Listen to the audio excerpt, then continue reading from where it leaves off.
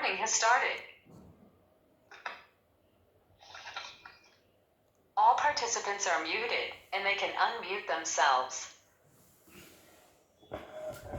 ओम नमोर्यंताणं नमो सिद्धाणं नमो आर्याणं नमो वज्रायाणं नमो लोहि सवसाहुणम् मंगलम भगवान वीरो मंगलम गौतमो गणी मंगलम कुंद कुंदार्यो जैन धर्मोस्तु मंगलम। ओंकार बिंदु संयुक्तम नित्यं जायन्ति योगिना कामदं मोक्षदं चैव ओंकाराय नमो नमः। अहोपकार जिनवर्नो कुंदनो ध्वनि दिव्यनो चीन कुंद ध्वनियाप्या अहो आ गुरु काहननो तुझ ज्ञान ध्यान नो रंग अमया दर्श रहो ओ शिव पद तक तुझ संग माता हाथ ग्रह। इस समयसार नाम का परम अध्यात्म शास्त्र है। आचार्य भगवान ने मांगलिक करके समयसार को कहने की प्रतिज्ञा की है। समयसार का अर्थ आत्मा का त्रिकाल शुद्ध स्वभाव, एकत्व विभक्त स्वभाव, उसका परिचय करने से, उसका चिंतन करने से, उसका मनन करने से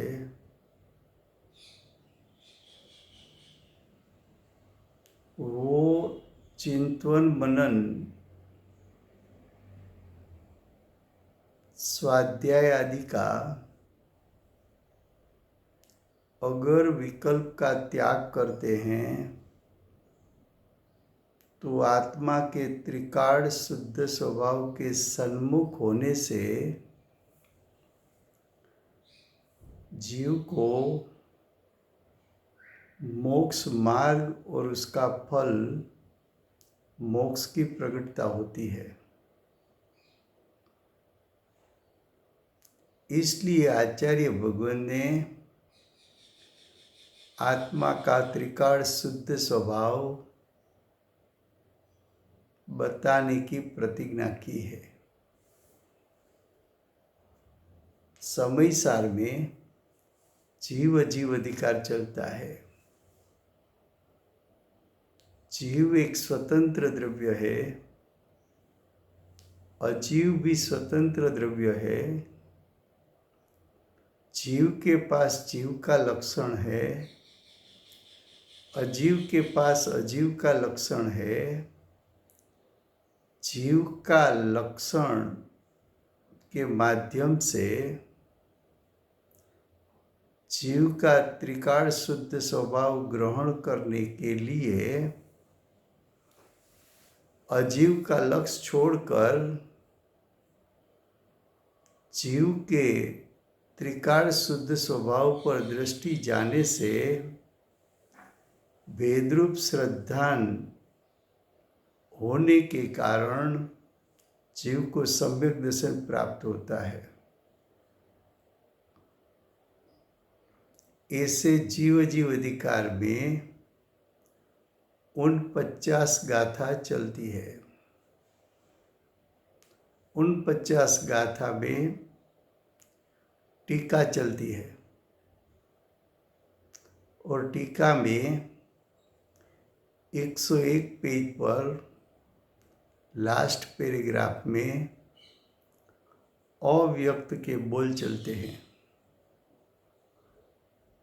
अव्यक्त के बोल में 2 बोल हुआ है, आज तीसरा बोल। तीसरा बोल में आचार्य भगवान कहते हैं, चित्त सामान्य में चैतन्य की सर्व व्यक्तियों निमग्न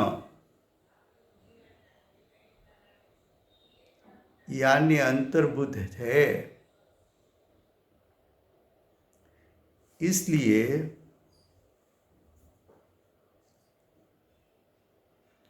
इसलिए अव्यक्त है।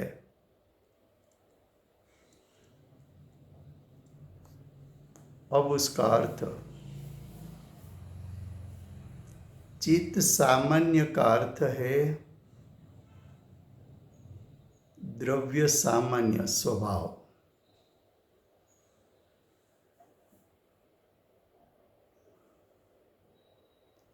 भिन्न भिन्न आचार्यों ने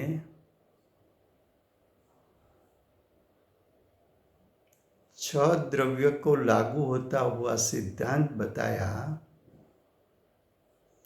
उस समय भिन्न भिन्न आचार्यों ने द्रव्य की परिभाषा का शब्द भिन्न भिन्न प्रयोग किया है। उसमें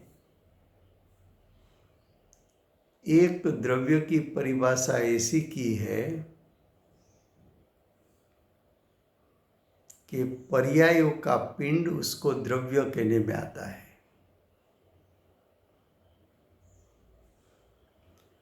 पर्यायों का पिंड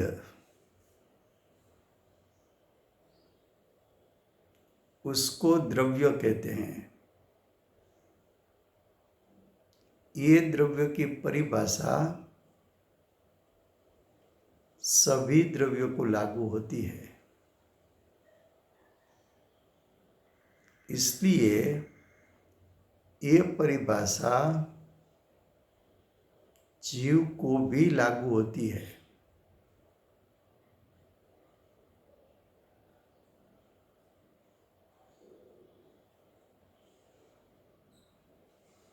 ये परिभाषा का अर्थ क्या है?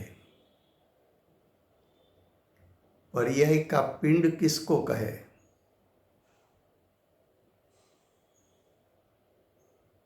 तो पर्याय का पिंड उसका अर्थ है द्रव्य में 2 प्रकार का शक्ति रूप सामर्थ्य है। एक सामर्थ्य है द्रव्य अनंत गुणात्मक है और एक एक गुण स्वभाव है। तो आत्मा अनेकांश स्वरूप अनंत स्वभाव वाला है और प्रत्येक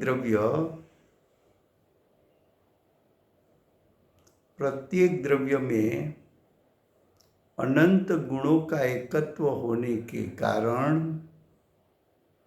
प्रत्येक द्रव्य अनंत स्वभाव वाला है। ये परिभाषा भी 6 द्रव्यों को लागू होती है। लेकिन यहाँ जो अर्थ करना है कि पर्याय का पिंड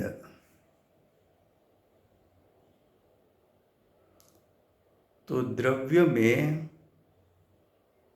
दूसरा ऐसा शक्ति रूप सामर्थ्य है कि अनादि से अनंत काल परिणमन कर सके। और अनादि से अनंत काल द्रव्य में से पर्याय प्रगटे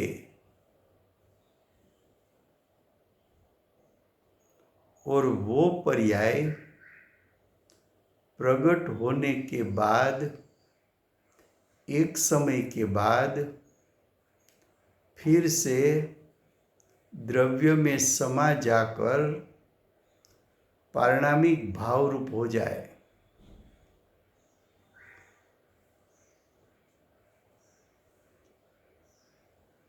फिर से आहिस्ता आहिस्ता समझना है, ले जाना है जीव पर, लेकिन अच्छी तरह पाठशाला पढ़ी न हो तो बेसिक ज्ञान नहीं होने के कारण ये सब विषय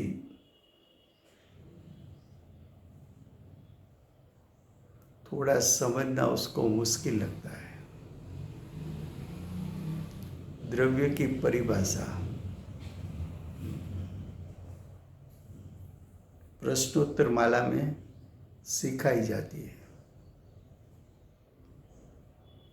पर्याय का पिंड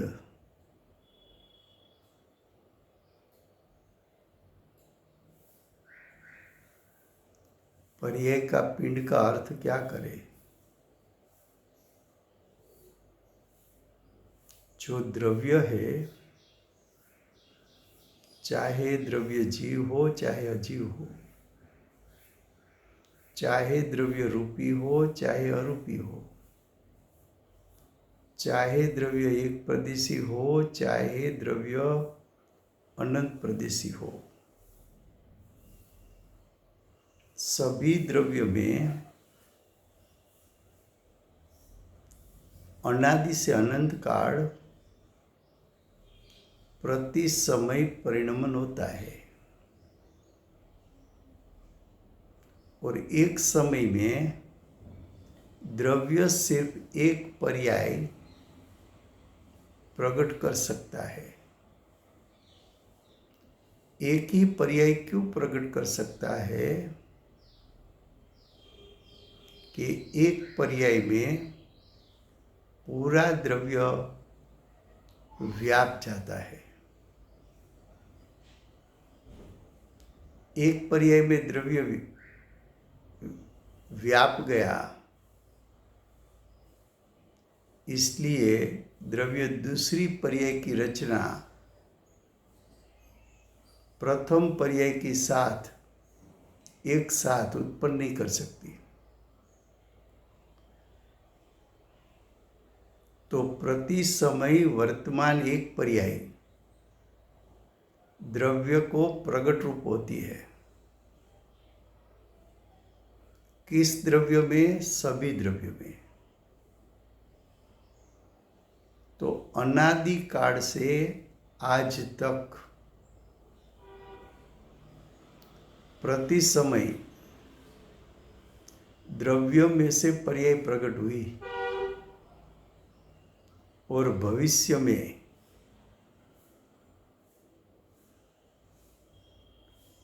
सादी अनंत काल भविष्य में प्रति समय एक एक पर्याय प्रकट होगी।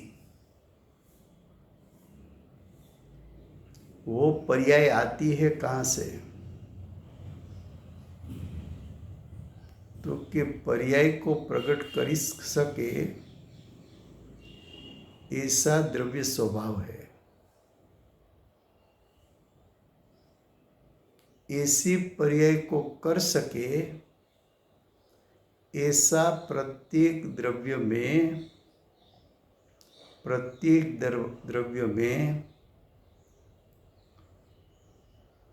शक्ति रूप सामर्थ्य है। द्रव्य कितनी पर्याय को कर सकता है? तो कि अनादि से अनंत काल की प्रत्येक समय की पर्याय प्रकट कर सकता है। वो पर्याय आएगी कहाँ से? द्रव्य स्वभाव में से।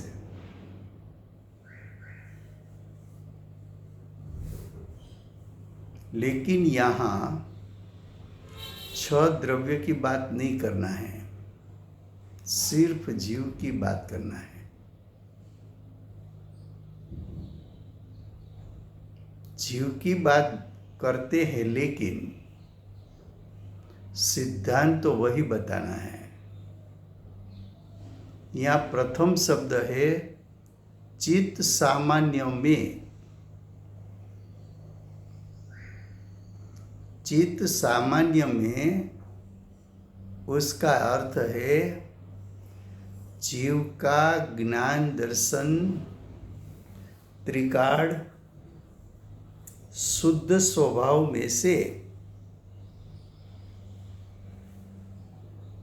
चित्त सामान्य शब्द प्रयोग क्यों किया?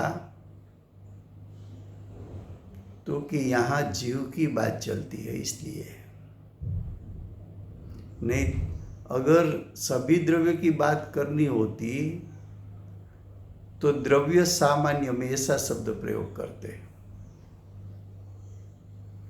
द्रव्य सामान्य शब्द प्रयोग नहीं किया। चित्त, चित्त यानी चैतन्य, चैतन्य यानी ज्ञान दर्शन स्वभाव। तो ज्ञान दर्शन स्वभाव शब्द प्रयोग करके सभी द्रव्यों से 13 द्रव्य भिन्न बताकर ऐसा कहा कि 13 द्रव्य स्वभाव ज्ञान दर्शनमय है। ऐसे ज्ञान दर्शनमय स्वभाव में से चैतन्य की यानी ज्ञान दर्शन की सर्व व्यक्तियों, सर्व यानी भूतकाल की, वर्तमान काल की और भविष्य की, सर्व व्यक्तियों या व्यक्तियों यानी पर्याय, प्रगट रूप पर्याय।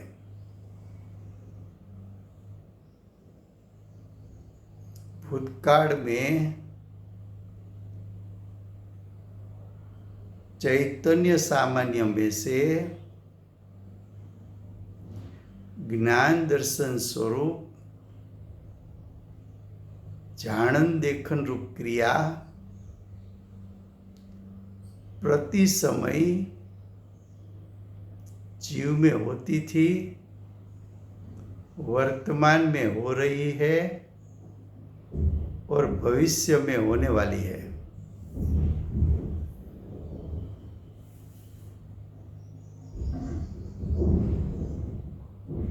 देखो, एक वाक्य में से तो कितना अर्थ निकलता है।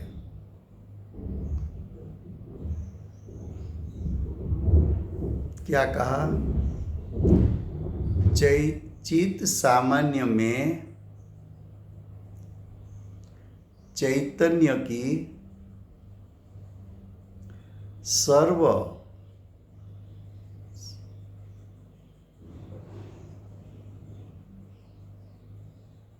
चैतन्य स्वरूप तो जीव है।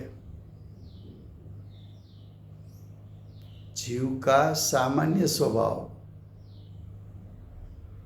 तो सामान्य स्वभाव तो त्रिकाल परिपूर्ण शुद्धता है। तो जीव के त्रिकाल शुद्ध स्वभाव में से सर्व व्यक्तियों, सर्व व्यक्ति बोले तो भूत वर्तमान भावी सब आ गया। लेकिन आगे सेंटेंस पूरा करोगे तब सर्व का अर्थ होगा भूतकाल की अनंत और भविष्य काल की अनंत। वर्तमान पर्याय की बात नहीं करेंगे।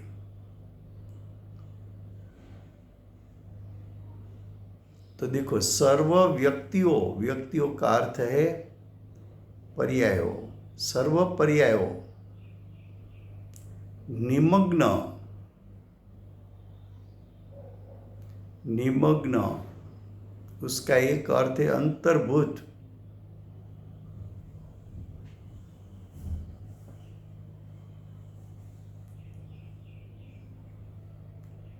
अब अंतर्भूत किसको कहे या निमग्न किसको कहे?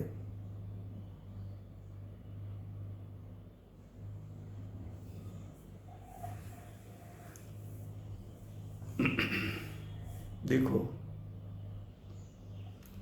रोटी बनाते हैं, रोटी, और 5-25 लोग जो भोजन लेने वाले हो तो 25-50 रोटी बना के रखी, एक ऊपर एक, एक ऊपर एक।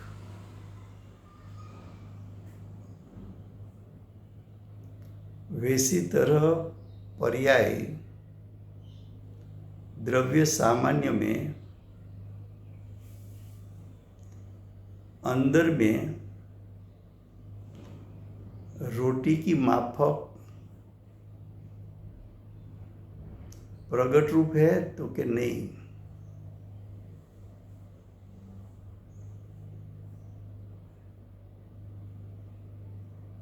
शक्ति रूप है, प्रगट रूप नहीं है। शक्ति रूप क्यों है? तो कि अनादि से अनंत काल की पर्याय को द्रव्य कर सकता है, लेकिन एक समय में एक पर्याय ही उत्पन्न कर सकता है। पर्याय क्या है? तो कि शक्ति रूप सामर्थ्य का प्रकट होना। तो शक्ति रूप सामर्थ्य जो प्रकट होता है उसको पर्याय कहने में आता है।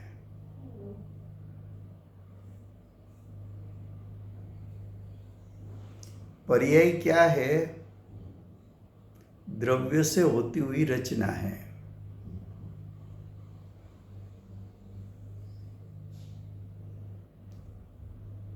एक बार दृष्टांत दिया था, फिर से 10 तोला सोना है,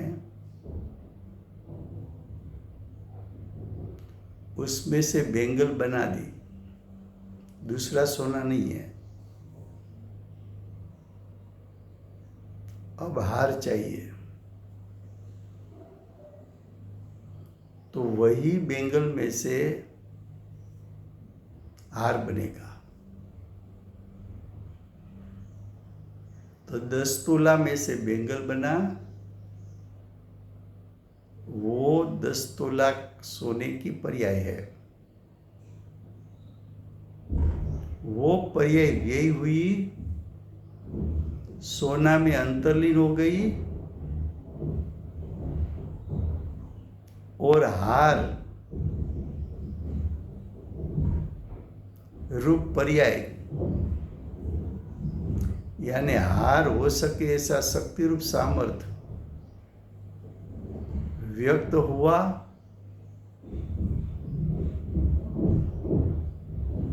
तो सोने में से हार बना। फिर हार की पर्याय वे हो गई,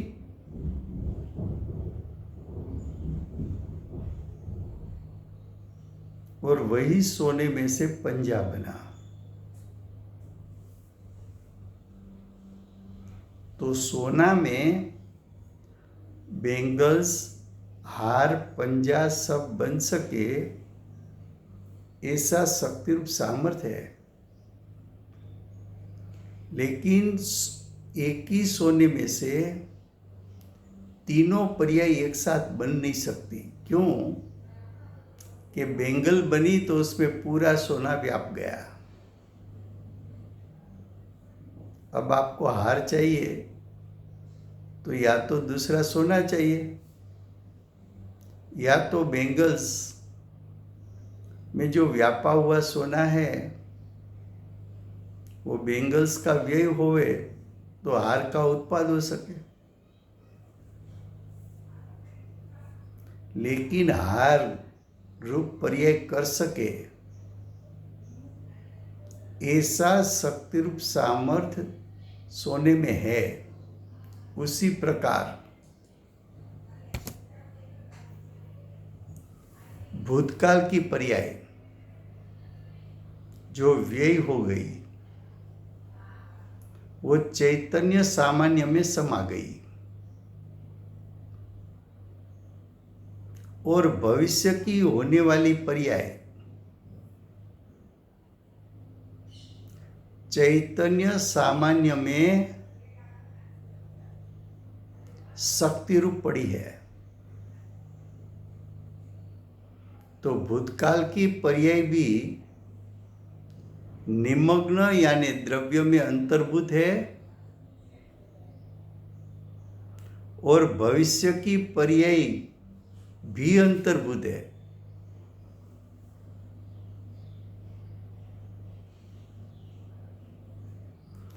तो जो पर्याय अंतर्भूत स्वभाव रूप है,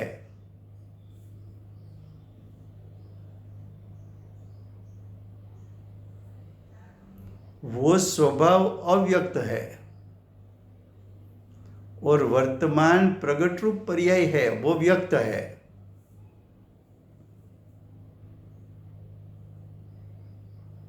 फिर से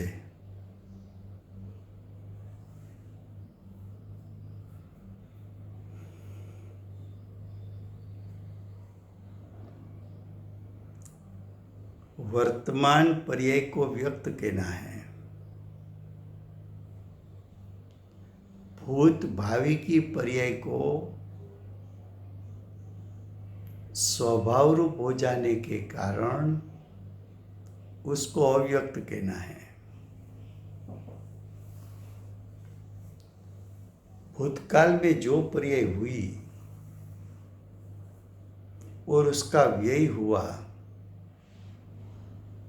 वो पर्याय द्रव्य में समा गई।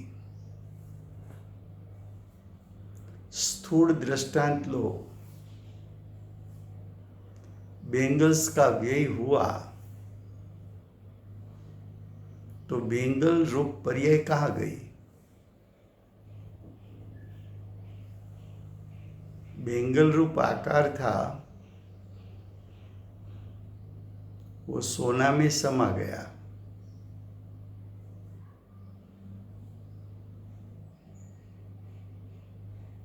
फिर हार बना, हार का व्यय हुआ तो हार रूप पर्याय कहाँ गई? तो कि वो भी सोना में समा गई। पंजा बना, उसका व्यय हुआ तो पंजा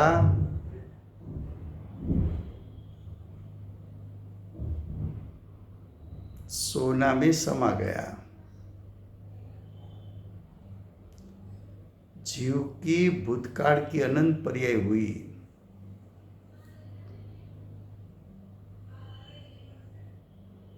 और भविष्य में अनंत होगी।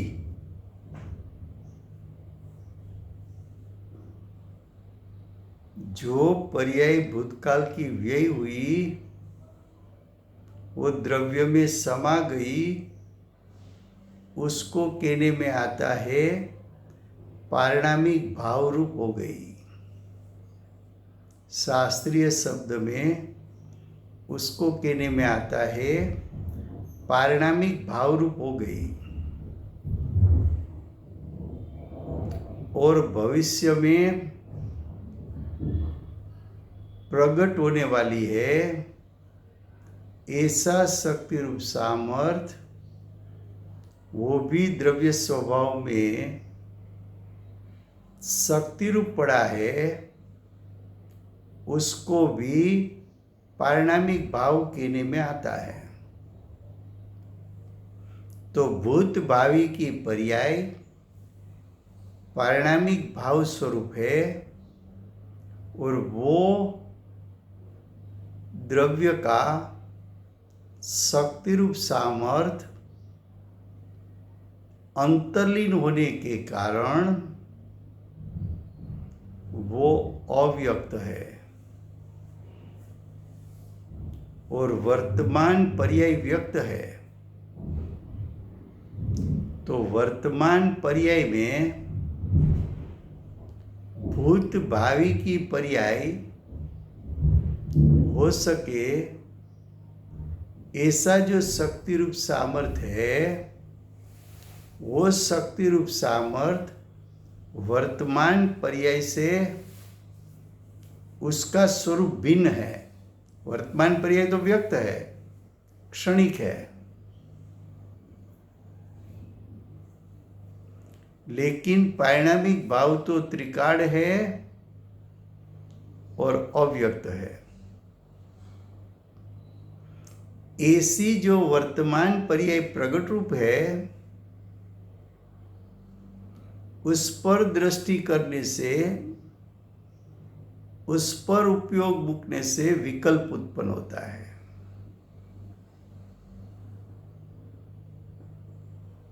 ऐसी वर्तमान पर्याय पर से दृष्टि और उपयोग हटाकर पारिणामिक भाव स्वरूप चैतन्य सामान्य पर दृष्टि और उपयोग मूकने से जीव को सम्यक दर्शन, सम्यक ज्ञान की प्रगटता हो जाती है।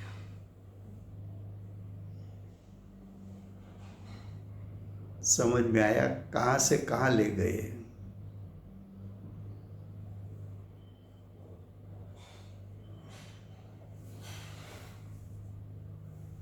ऐसी बात समझने के लिए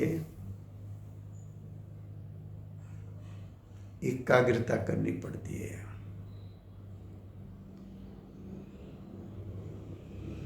उपयोगात्मक सोचना पड़ता है।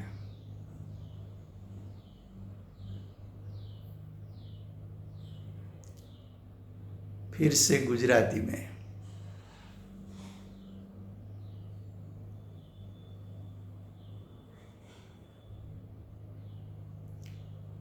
श्री समयसार शास्त्र में जीव जीव अधिकार में 49 गाथा चाले छे। 49 गाथा में अव्यक्तना बोल चाले छे। अव्यक्तना बोल में बे बोल चालेला छे। त्रीजो बोल,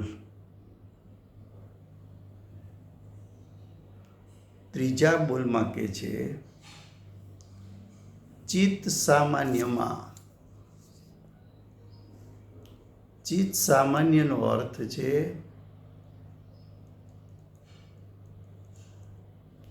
चैतन्य, त्रिकाल, शुद्ध जीवनो स्वभाव।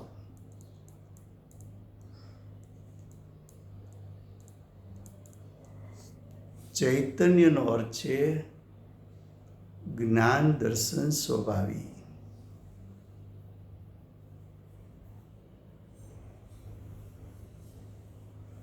ચિત્ત સામાન્ય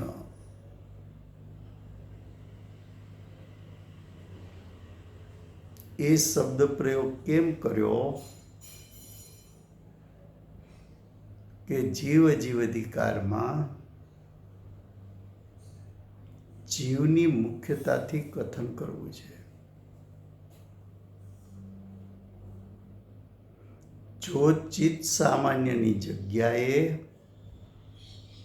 દ્રવ્ય સામાન્ય શબ્દ પ્રયોગ કરે તો એ વાત છ દ્રવ્યને લાગુ પડે, પણ છ દ્રવ્યથી જુદો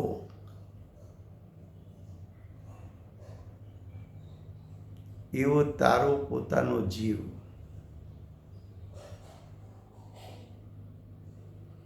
તારો જીવ દ્રવ્યગુણ પર્યાયમય છે। એ દ્રવ્યગુણ પર્યાયમય છે, એમાંથી ગુણભેદ અને પર્યાય ભેદ એને ગૌણ કરવામાં આવે તો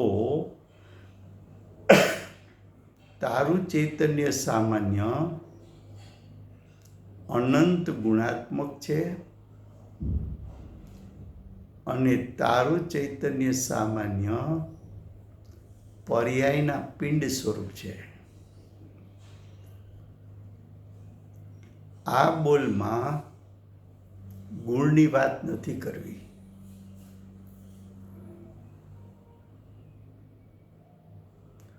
એટલે ચિત્ત સામાન્યમાં આચાર્ય ભગવાન તારું ચૈતન્યમય દ્રવ્ય, તારું ત્રિકાળ શુદ્ધ ચૈતન્યમય જીવ સ્વભાવથી પર્યાયના પિંડ સ્વરૂપ છે.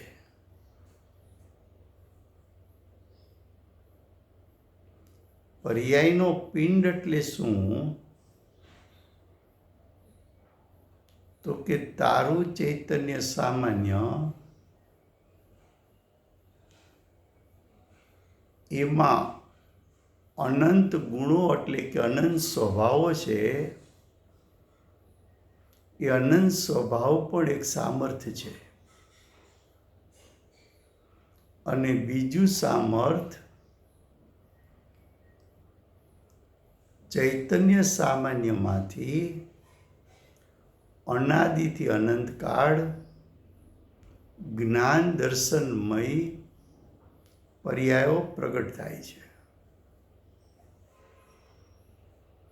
એ અનાદિથી અનંતકાળ ચૈતન્ય સામાન્યમાંથી પર્યાય ત્યારે જ પ્રગટી શકે કે ચૈતન્ય સામાન્યમાં એવું શક્તિરૂપ સામર્થ્ય હોય તો અનાદિથી અનંતકાળ પ્રતિ સમય પર્યાયને પ્રગટ કરી શકે.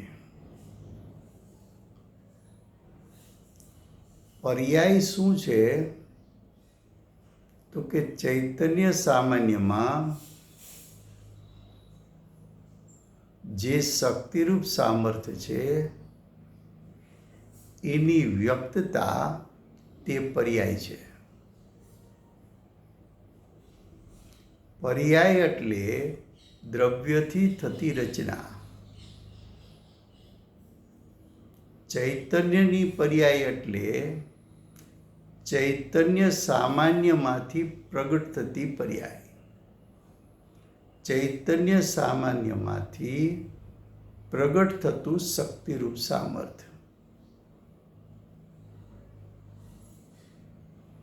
પર્યાય ક્ષણિક છે. ચૈતન્ય સામાન્ય ત્રિકાળ છે. વર્તમાન પ્રત્યેક સમયે એક પર્યાય પ્રગટ છે એટલે વ્યક્ત છે. જ્યારે ચૈતન્ય સામાન્ય એ જ પર્યાયમાં છુપાયેલો હોવાથી અને એના ઉપર દ્રષ્ટિ કે ઉપયોગ મૂક્યો નહીં હોવાથી અજ્ઞાની માટે ચૈતન્ય સામાન્ય અવ્યક્ત છે.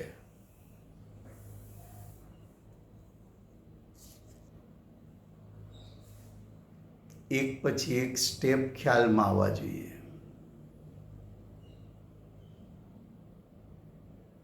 હવે ચૈતન્ય સામાન્યમાં ચૈતન્યની એટલે કે જ્ઞાન દર્શન સ્વભાવની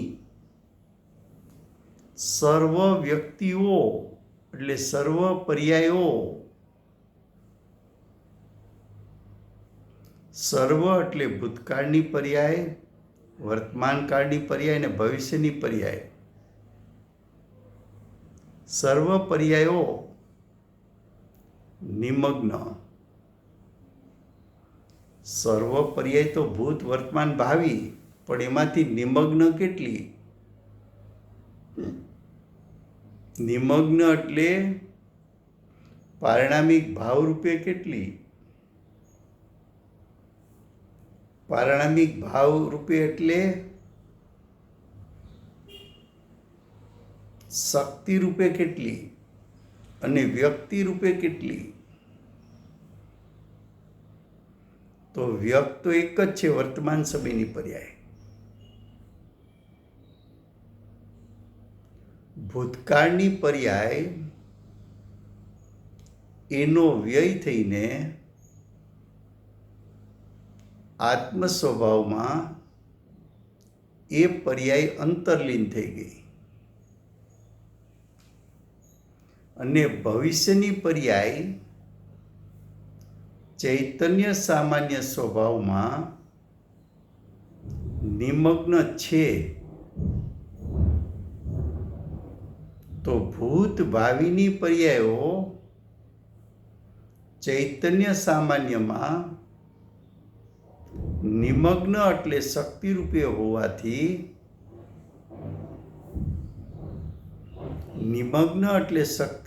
હોવાથી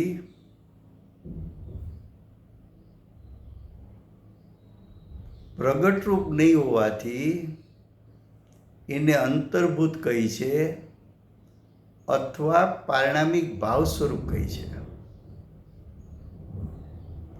જ્યારે વર્તમાન પર્યાય વ્યક્ત છે. વર્તમાન પર્યાય વ્યક્ત છે. ભૂત ભાવિ પર્યાય સ્વરૂપ ચિત્ત સામાન્ય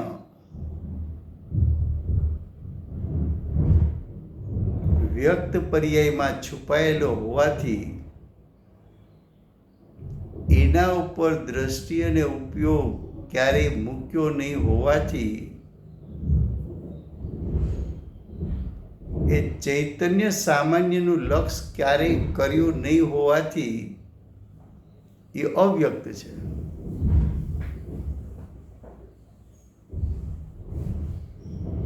ખ્યાલમાં આવે છે?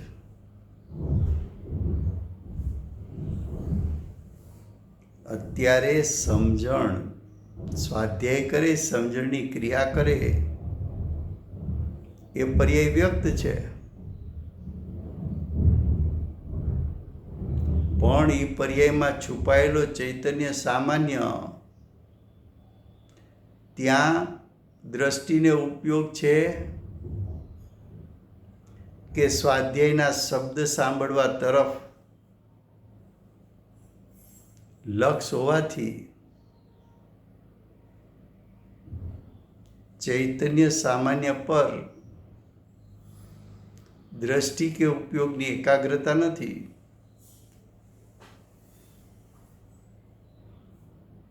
તો સ્વાધ્યાયનો ભાવ એ વ્યક્ત, પણ સ્વાધ્યાયના ભાવ સમયે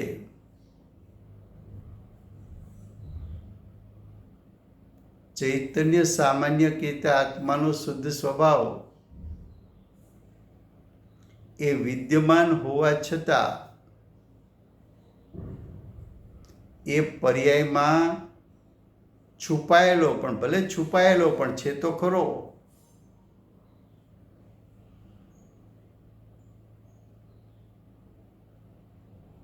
એ છુપાયેલો છે એ તરફ દ્રષ્ટિ નથી, એ તરફ ઉપયોગ નથી.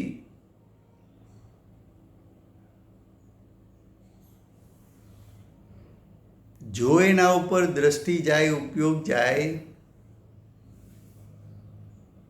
તો અવ્યક્ત ત્રિકાળ શુદ્ધ સ્વભાવ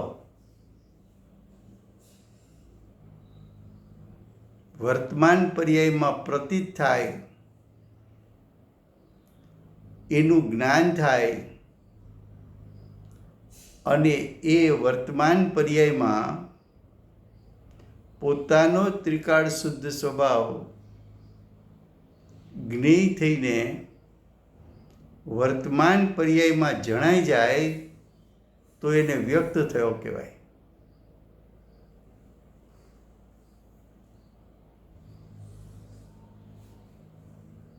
વર્તમાન પર્યાય વ્યક્ત રાજુભાઈ જ્ઞેય કેવી રીતે એવું એ સમજો નહીં. જ્ઞેય કેવી રીતે? વર્તમાન જ્ઞાનની પર્યાય એ જાણનાર. એમાં શું જણાણું? હાજી. તો કે પોતાનો આત્મ સ્વભાવ જણાણો. હા. તો જાણનાર મારો આત્મા હા મારી જ પર્યાય મારા ત્રિકાળ શુદ્ધ સ્વભાવને જાણે. સમજો નહીં. મારી જ વર્તમાન પર્યાય હા. પ્રગટ થતાની સાથે મારા ચૈતન્યમય ત્રિકાળ શુદ્ધ સ્વભાવને જાણતી પ્રગટ થઈ. તો જાણનારી પર્યાય અને જણાનાર પોતાનો જ આત્મ સ્વભાવ. ઓકે, એને બેઉને ડિસ્ટિંક્શન કરવી છે. હા, તો વર્તમાન પર્યાય છે એ જ્ઞાનની પર્યાય જાણનારી. હા. અને ત્રિકાળ શુદ્ધ સ્વભાવમાં પ્રમેયત્વ ગુણ તો પડ્યો છે. હા. એટલે પોતે જાણનાર. ખ્યાલ નથી આવતો. એક બહુ જ સૂક્ષ્મ વાત તમે કરી, પણ એ ખ્યાલમાં નથી બેસતું નથી ભાઈ. 2 મિનિટ જો ફરીવાર. હાજી.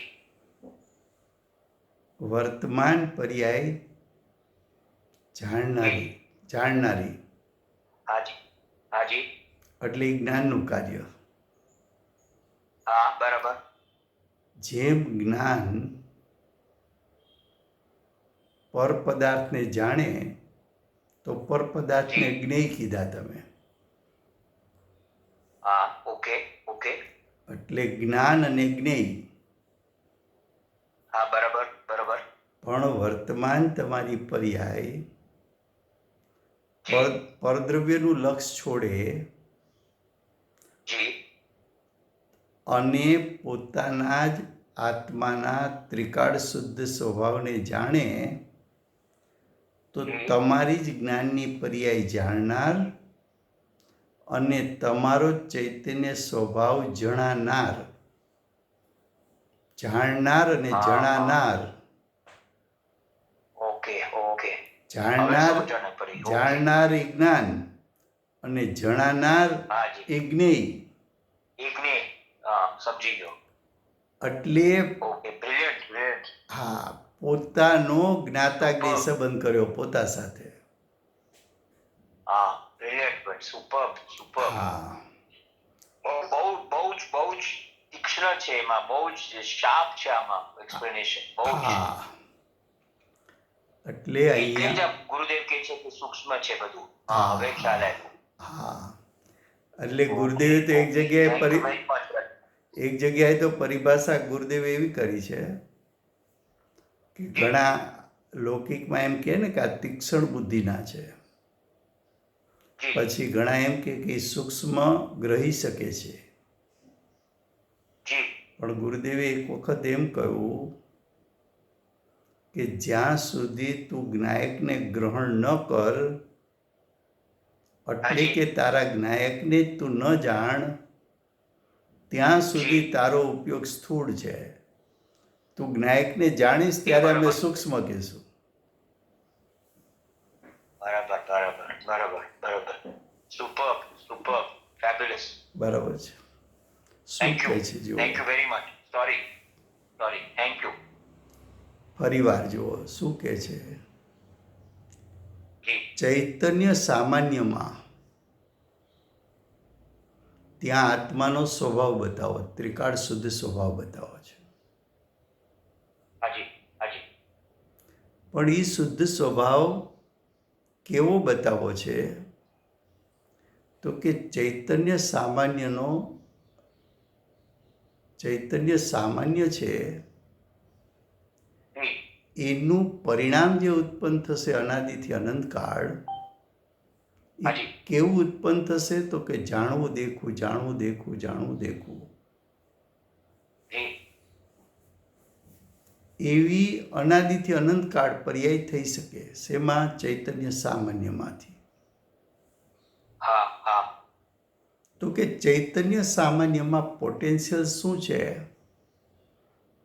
જી તો કે અનાદિથી અનંતકાળ જાણવું દેખવું જાણવું દેખવું જાણવું દેખવું જાણવું દેખવું એવી પર્યાયોને અનાદિથી અનંતકાળ ઉત્પન્ન કરી શકે એવું એનામાં પોટેન્શિયલ છે. જી જી જી એટલે ચૈતન્યનું પોટેન્શિયલ બતાવ્યું ચૈતન્ય સામાન્યમાં. હા હા હા. પછી કે છે ચૈતન્યની સર્વ વ્યક્તિઓ, એટલે એ જ ચૈતન્યનું પરિણામ. વ્યક્તિ એની એટલે પર્યાય. પર્યાય, એની પર્યાય, હા, અને હા, સર્વ હા, પર્યાય, સર્વ પર્યાય, હા, એટલે ભૂત ભાવિ ને પ્રવર્તમાન. બધી પર્યાયો. હાજી હાજી. હવે એમાંથી વર્તમાન પર્યાય વ્યક્ત છે, હાજી હાજી બરાબર ભૂતકાળની પર્યાય ચાલી ગઈ, બરાબર. ભવિષ્યની આવી નથી. જી પણ ભૂતકાળની પર્યાય વ્યય થઈને દ્રવ્યમાં સમાઈ ગઈ, બરાબર બરાબર બરાબર. અને ભવિષ્યની ઉત્પન્ન થવાની છે એ પણ દ્રવ્યમાં શક્તિ રૂપે છે. બરાબર.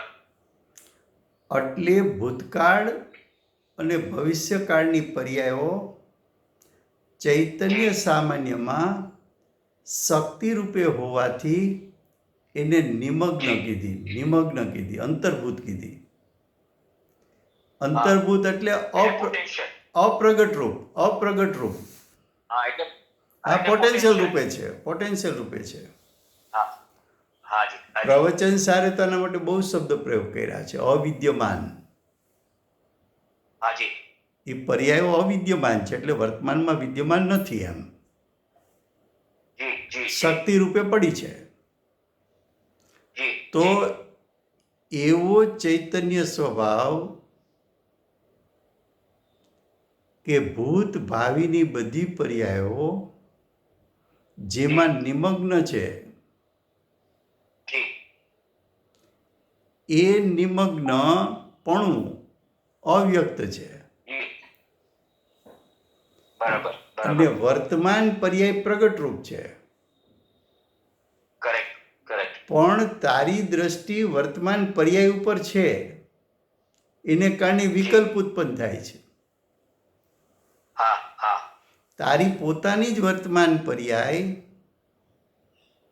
એના ઉપર દ્રષ્ટિ હોવાથી, વર્તમાન પર્યાય ભેદ હોવાથી, ક્ષણિક હોવાથી, એના ઉપર દ્રષ્ટિ કરવાથી વિકલ્પો ઉત્પન્ન થાય છે. હા પણ એના બદલે જો હું મારા આત્મા ઉપર એને પ્રકટ કરું તો મારો આત્મા મને જણાય છે. એટલે ચૈતન્ય સામાન્ય ઉપર જો હું લક્ષ કરું હાજી. તો હું નિર્વિકલ્પ થઈ જાઉં. હા હા હા. એટલે વર્તમાન એ પર્યાય મારો વિકાર, હું એની ઉપર જો લક્ષ કરું એટલે એ લક્ષમાં મારે એમ કરવું પડે લક્ષ કે બે આ મારો સ્વભાવ નથી ને મારો સ્વભાવ તો ત્રિકાળી શુદ્ધ સ્વભાવ છે. હા, એટલે પર્યાયનો મહિમા છોડ, ચૈતન્ય સામાન્યનો મહિમા કર, તો ચૈતન્ય બરાબર, સામાન્યનો બરાબર. મહિમા કરતા વર્તમાન પર્યાય ચૈતન્ય સામાન્ય તરફ વળી જશે. બરાબર બરાબર. Perfect perfect. તો તને સમ્યક દર્શન, સમ્યક જ્ઞાન, સમ્યક ચારિત્ર પ્રગટશે. Super. Thank you very much Rajbhai. Thank you. એટલે વર્તમાન પર્યાયને પણ અજીવમાં નાખી, જે હા સમજી ગયો. પોતાની એને વર્તમાન ગૌણ કરી. એની વર્તમાન પર્યાયને અજીવ કઈ રીતે કીધી? છે તો જીવની પર્યાય, છતાં એને અજીવ કેમ કીધી? તો કે જેમ અજીવનું લક્ષ કરતા તને આત્મ સ્વભાવ લક્ષમાં આવતો નથી, એવી જ રીતે વર્તમાન તારી પર્યાય ઉપર લક્ષ કરીશ તો પણ તને ચૈતન્ય સામાન્યનું લક્ષ નહીં થાય. બરાબર બરાબર બરાબર બરાબર. એ અપેક્ષાએ તારી જ વર્તમાન પર્યાય અને અજીવ દ્રવ્ય બંને સમાન છે તારા માટે. Okay okay. એટલે એ પર્યાય ઉપર ગૌણ કરી અને એના બદલે મારો ત્રિકાળ શુદ્ધ સ્વભાવ ઉપર મારે મારી દ્રષ્ટિનું ફોકસ કરવું પડે. આ વાવ, ગુરુદેવ તો સુપર. આ અવ્યક્તના બોલ ઉપર એટલું બધું ઉતરી પડતા બોલતા થાકતા નહીં. હાજી, જી જી જી. ઘણી જગ્યાએ જાઓ તો એમ કે અવ્યક્તના બોલ લો. જી એ જો હવે જો ત્રણ વાત ચાલી ટોટલ અત્યાર સુધીમાં આની અવ્યક્ત વિશેષણની.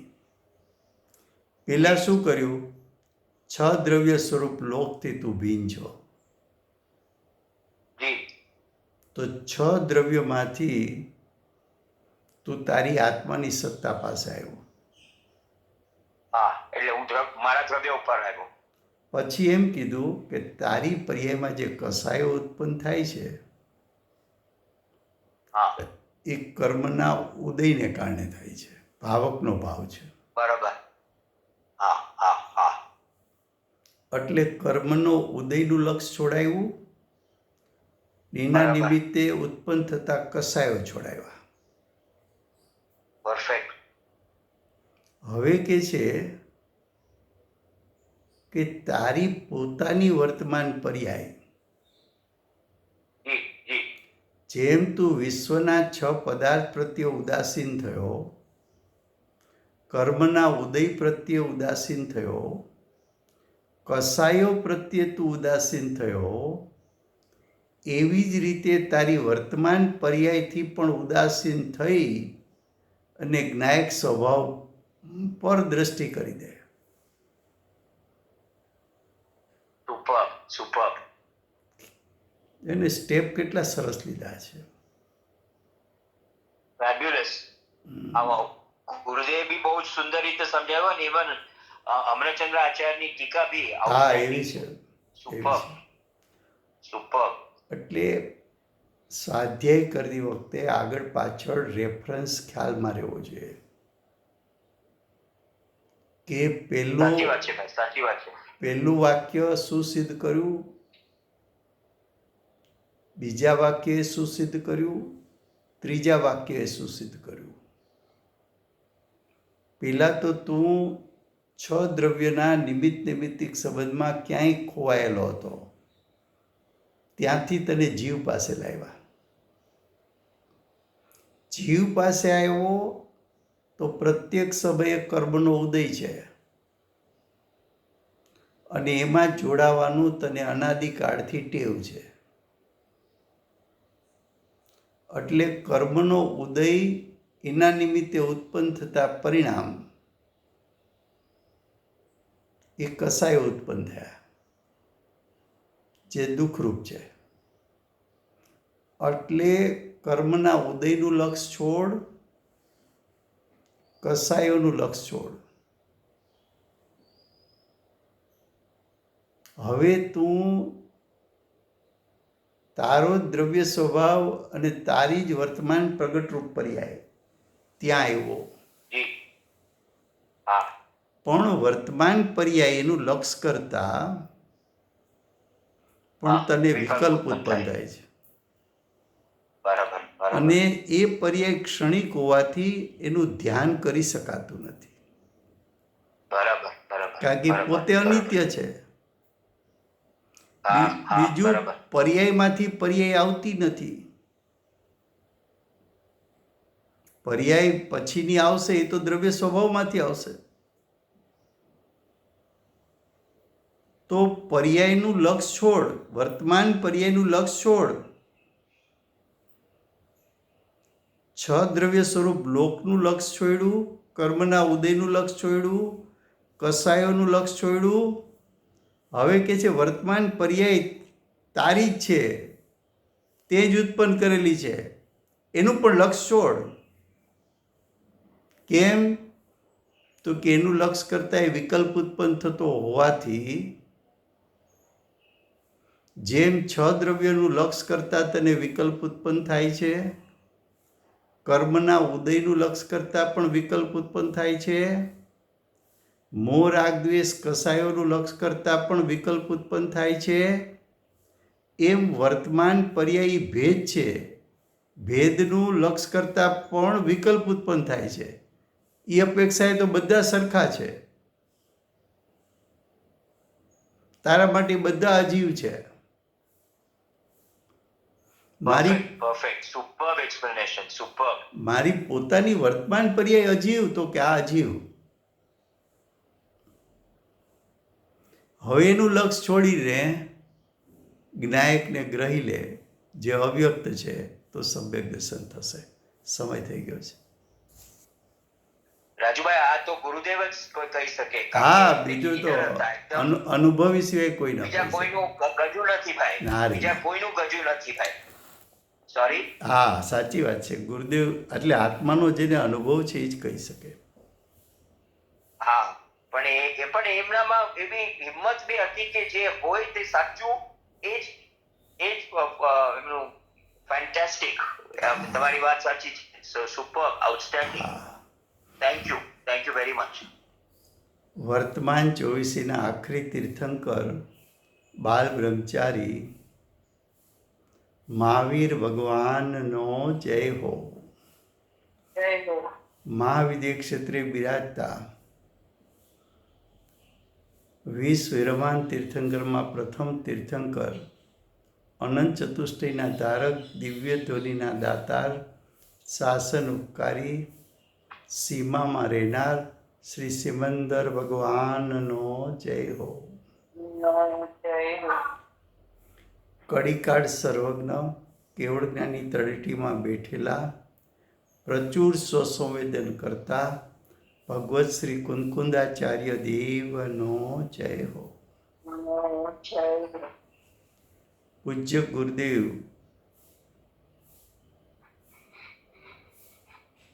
ભેદ જ્ઞાનનો મંત્ર આપ્યો એવા તીર્થના નાયક, તીર્થના સ્થાપક, તીર્થના પ્રવર્તક પરમ કૃપાળુ શ્રી સદગુરુ દેવનો જય હો.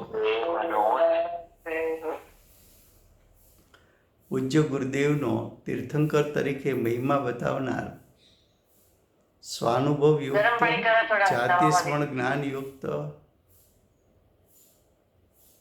પ્રશમમૂર્તિ ભગવતી માતનો જય હો. સમ્યક દર્શનની પ્રાપ્તિમાં નિમિત્તરૂપ અષ્ટજીનવાણી માતનો જય હો. પૂજ્ય ગુરુદેવ અને માતાજીની સાધના ભૂમિ સુવર્ણપુરી ધામનો જય હો. સુવર્ણપુરી ધામમાં પધારનાર જંબુદીપસ્ય સર્વે જિનેન્દ્ર ભગવાનનો જય હો.